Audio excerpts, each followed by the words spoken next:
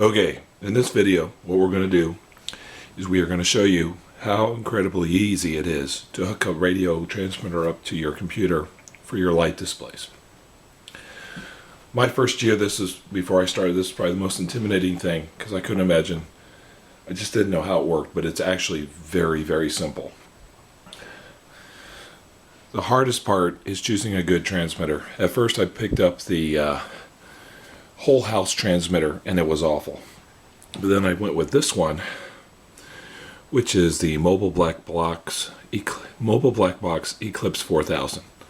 And it's been nothing but awesome. And it's very simple design. Has two pre-programmable channels. Has a nice light up LED display. Antenna plugs in here, power's here, you turn it on here. You have a line in and optionally a mic in. Okay, very simple. So here's how you hook it up.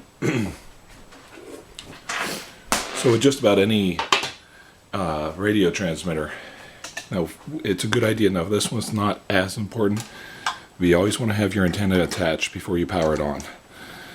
Some of the cheap Chinese made ones will burn themselves out if you don't have the antenna attached up.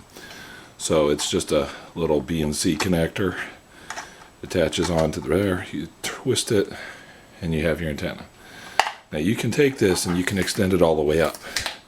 When I do that, I get a range of about 1 mile. This is a 1/2 watt transmitter. That is way too far. What's legal is 500 millivolts from the point of origin.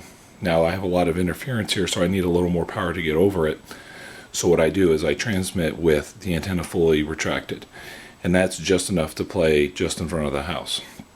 Now, if it's still too powerful, meaning it's going way down the street, you don't want the FCC showing up in the black SWAT van, you can put an attenuator right here, and that you can use that to dial down the power.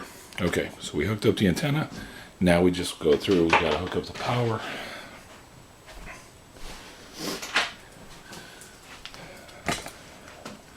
This is simply just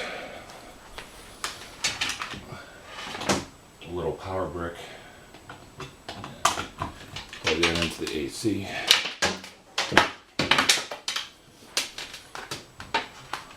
We plug it into the power right here. And then next, we hook it up to the computer. For this, we're using just your normal 35 millimeter stereo plug. So it plugs into the line in port on the transmitter, and then on the computer it goes into the headphone jack, which is right here. Okay. You turn the radio on, the light goes green. You can see it says system initializing, and it says frequency 106.9, and I can adjust it up and down. Okay, so radio's on. I turn on, I got a radio here, so I'm just going to turn the radio on at that station. And it's static.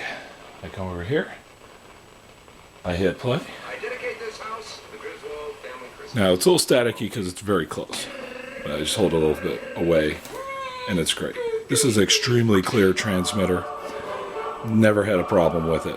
Really good quality. People get a lot of comments. People like the quality of the sound. A lot of people that are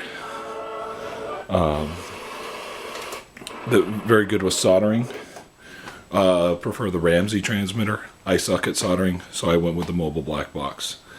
I did not like the whole house transmitter. It wasn't powerful enough for me. For some people it's great. Other people use a Belkin, just a little adapter like you'd use for your car, and if you look online, there are modifications you can make to make them more powerful. But that's it. It's very easy to hook up. So I hope that's useful.